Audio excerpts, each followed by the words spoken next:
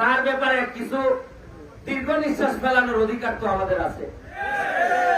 আচ্ছা, আমাদের সোনারঘাটের কি কম ছিল যে গত 40 বছর ধরে আমরা একটা স্ট্যান্ড বানাইতে পারি না?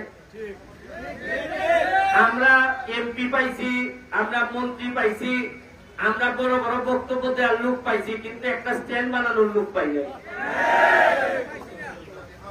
আরে খালি স্ট্যান্ড কেন, আমি তো কথা দিয়ে যাচ্ছি আপনাদেরকে, যদি বেঁচে থাকি প্রতি বছর যে 1 মে হবে, প্রতি বছর একটা অনুষ্ঠান করে আপনাদের জন্য নতুন নতুন সম্ভাবনার কথা আমি আইসা বলে যাব।